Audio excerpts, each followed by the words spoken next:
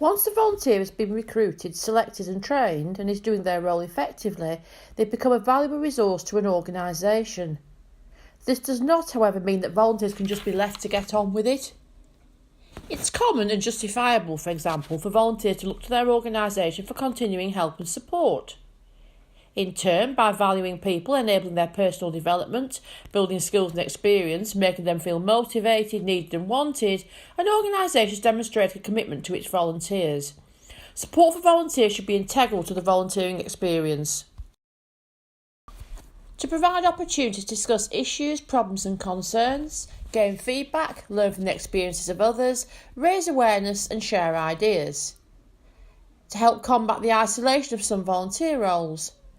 Prevent volunteers from all forms of exploitation, provide an opportunity to motivate volunteers, enable volunteers to value their work and in turn feel valued, accepted, part of the organisation, satisfied with what they are doing, enable volunteers to cope with the demands of their role more effectively, leads to well-supported volunteers who are likely to work more effectively with the subsequent benefits for their organisation, its client or user group, enable volunteers to understand and adopt the ethos of their organisation, enable volunteers to further their personal development and enhance life skills, enable volunteers to look at and assess their training needs, to provide an arena for progression, e.g. to more complex tasks or a position on a management committee, for example, or ongoing training, if appropriate, enable the organisation to benefit from the skills of volunteers with extra support needs, if appropriate support and resources are available, enable the organisation to benefit through the involvement of the widest possible range of people as volunteers, demonstrate the organisation takes the involvement of volunteers seriously,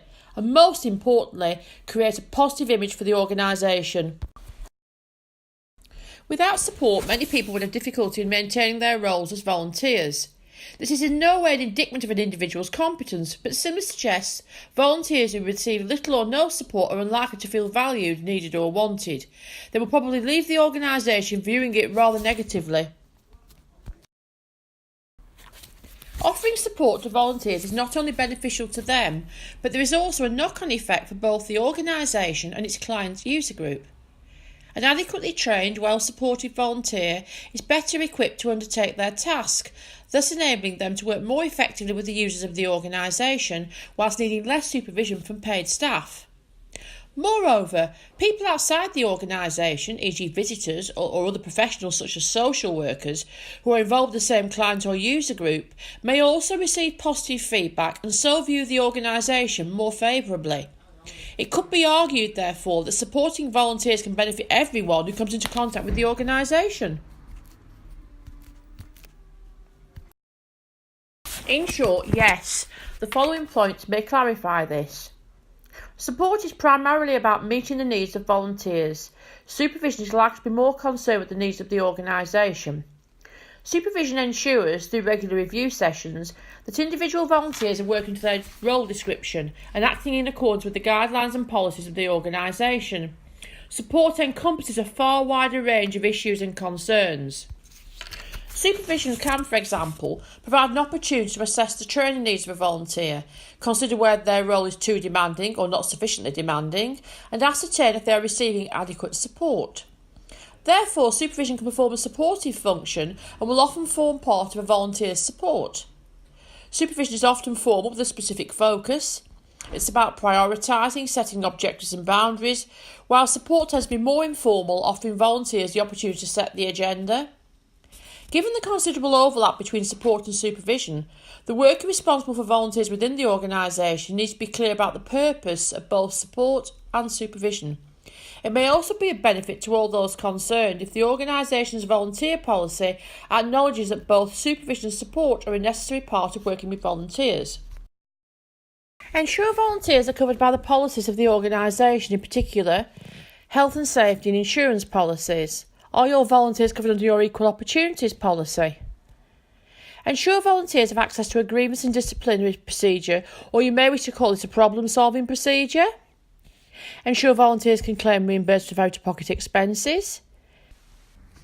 Ensure volunteers are provided with the necessary special equipment, tools and clothing they may need, such as a high-vis vest or steel-toe cap boots. Ensure volunteers have the right to time off for holidays, emergencies, illness, job interviews and compassionate leave. Acknowledge officially the involvement of volunteers, their contribution to the work of the organisation and delivery of its services. This can be done by a letter or a Christmas card, for example. Ensure volunteers have the right to a reference if one is requested. In conjunction with what's outlined above, volunteers may have other support mechanisms outside the organisation. This is to be encouraged, but bear in mind the issue of confidentiality. Volunteers need to be reminded that they hold a great deal of potentially sensitive information about people. Support for volunteers is very much a two-way process. One or more of the above may be what's required to ensure volunteers are well supported. However, volunteer coordinators will often need to experiment, trying out new ideas, listening and responding to volunteers. Imposing support, appropriate or not, on people who do not want it is likely to leave them feeling pressurised. There are many ways to support volunteers. Deciding which are appropriate will depend on individual volunteer needs and the nature of their work. As volunteer support is an ongoing process, it may not be a good idea to take just one method and stick with it. Indeed, it's not uncommon for organisations to use a combination of support methods, as they are often complementary. There could, of course, be volunteers who feel they do not need or who have their own source of support. Others will want one-to-one supervision, peer support, group meetings, ongoing training, and whatever else is being offered. Volunteer coordinators need to weigh up advantages and disadvantages of the various methods and assess how each may fit the situation within their own organisation.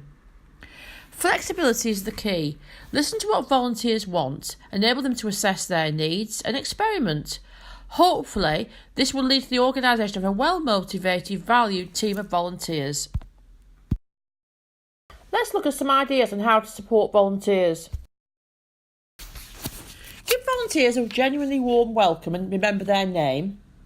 Ensure volunteers have a named contact person as their support. This should be someone with relevant knowledge, understanding, experience and communication skills, who needs to be approachable, supportive, a good listener, encouraging, responsive to volunteer needs and, most importantly of all, available. Offer personal one-to-one support, possibly including supervision. As we mentioned before, supervision should not replace but rather be part of a support package. In some organisations, paid workers and volunteers receive the same forms and level of supervision, and this does have some advantages. Keeping regular, frequent contact with volunteers. This can be preferably face-to-face, by telephone, by email, text, letter, whichever is the most appropriate. Consider having an open door policy. However, although this may appear accessible to volunteers, it can be difficult to time manage and may result in one or two volunteers monopolising the volunteer coordinator's time. Ensure all volunteers have equal access to support, even if they appear not to want it. Offer to work alongside, though not watch over, volunteers. Acknowledge volunteers as people and as individuals. Value the skills, knowledge, expertise and attributes of volunteers. Praise and give thanks to volunteers frequently. Keep volunteers well informed with what's going on within the organisation and on issues which may affect their work. For example, change in management, legislation, benefits, vacant posts, etc. Give volunteers guidelines, albeit in a supportive way. Let a volunteer know what their responsibility is and what they should not be asked to do, and give them time to adjust to the role. Ensure they are not overcommitted or overworked, but agree time limits enable them to begin work gradually. In other words, help volunteers do their role by not throwing them in at the deep end. Encourage but do not enforce volunteers to attend support meetings, and try not to have favourites. If you do, don't make it too obvious. Have regular volunteer support meetings. These can be either informal or structured. For example, task meetings which focus on specific issues, general gatherings which provide a forum for discussion, facilitated group work sessions, etc. Other issues to consider may be the type of work that volunteers do, the client user group, the geographical area, etc. Listen to what volunteers want and endeavour to respond appropriately. Arrange social events. This may include a night out at the local pub, a visit somewhere, a residential weekend, a quiz. Encourage peer support. This can include volunteers getting together in small groups or in pairs. Consider using a mentoring system. This could be done between two volunteers, one more experienced than the other, co-mentoring, or through the recruitment of people to be trained purely as volunteer mentors. Invite existing volunteers to speak of their experiences at support meetings. Ensure the above will mean volunteers have the chance to speak out on major decisions that will affect what they do and how they do it. Have a notice board for volunteer issues. Ensure there is an adequate, effective training and induction programme which enables volunteers to acquire the necessary knowledge and skills for their role. Invite volunteers to express what training they feel they would like, and if feasible, enable this to take place. But please ensure it is relevant to the role to avoid creating a contract. Although specific ongoing training needs can be requested by workers and/or volunteers, there may also be a need for further training brought about by change in the organisation or external factors such as legislation. Ongoing training may be delivered within the organisation or by an outside body. Try to ensure ongoing training is relevant, adequate, appropriate and considered an integral part of the voluntary role. Organise events, e.g. talks, open days and seminars. Encourage volunteers to attend or even get involved in these. Encourage and enable volunteers to be represented at all levels within the organisation. This could include having a volunteer rep at staff meetings, on the management committee or having a volunteers committee, etc.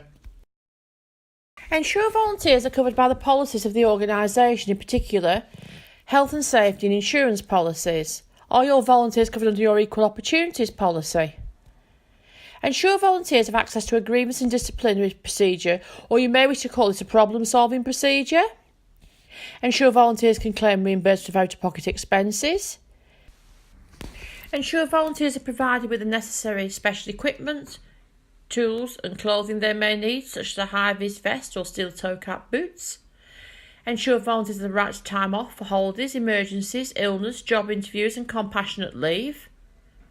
Acknowledge officially the involvement of volunteers, their contribution to the work of the organisation and delivery of its services. This can be done by a letter or a Christmas card, for example. Ensure volunteers have the right to a reference if one is requested. In conjunction with what's outlined above, volunteers may have other support mechanisms outside the organisation. This is to be encouraged, but bear in mind the issue of confidentiality. Volunteers need to be reminded that they hold a great deal of potentially sensitive information about people. Support for volunteers is very much a two-way process. One or more of the above may be what's required to ensure volunteers are well supported. However, volunteer coordinators will often need to experiment, trying out new ideas, listening and responding to volunteers. Imposing support, appropriate or not, on people who do not want it is likely to leave them feeling pressurised. There are many ways of supporting volunteers.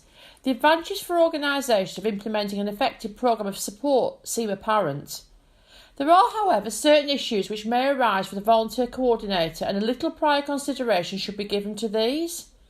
Communication is an all-important part of supporting volunteers. This is particularly true of listening skills.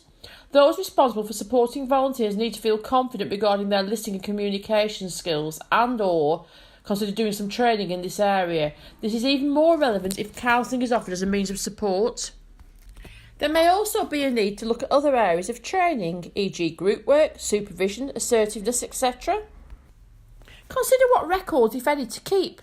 For example, a register of volunteers attending support sessions, details arising from one-to-one meetings, etc. Consider reasons and implications if certain volunteers do not take up offers of support. How will you deal with this? How will you record it? Be clear to co-workers and management committee members that supporting volunteers is important and should be recognised as a valid, integral part of the work, not something done when there is a little spare time. It's important to be clear about personal boundaries. For example, the amount of time spent supporting volunteers or an individual, what can be offered in terms of counselling or supervision, etc. Ensure the volunteer coordinator has themselves a network of support. This may be from their line manager, management committee, co-workers or some kind of formal group of friends. There may well be other issues to consider depending on the type of organisation and its work. One example is volunteer-led organisations, which probably do not have workers allocated specific roles. In this instance, it's likely that people involved will support each other informally. Another major area for discussion is that of involving volunteers who are perceived to have support needs over and above what would normally be offered, often termed as extra support needs. This subject is looked at in one of our information sheets involving volunteers with extra support needs. conclude, support for a volunteer should begin at the first point of contact and remain continuous throughout their time spent with the organisation. Recruitment, selection, induction, training and placing are all important stages for building and cementing the volunteer organisation's relationship. However, support is integral at all times and underpins this whole process. In many respects, it's the most complex area for organisations, and in particular, volunteer coordinators to tackle, and calls for a high degree of flexibility and much thought. The Volunteer Centre has a wide range of resources for those who manage volunteers. These range from sample documents, information sheets, we can give you links to online resources, and also potential networks that may help with your volunteer management, where you can connect with other people who manage volunteers. There's no such thing as a silly question when you're involving volunteers, and we're more than happy to help you if we can. Please do get in touch and we'll do our best to help. Here are our contact details, email, direct phone number, and also our Facebook and Twitter feeds. There's loads of information on our website, which is volunteeringcounts.org.uk, including details of our training. We do regular posts on our blog sharing information, ideas, events, and also have an opportunity of the day every single day for local volunteer involving groups. So why not get in touch and see how we can help you get the very best of your volunteer programme?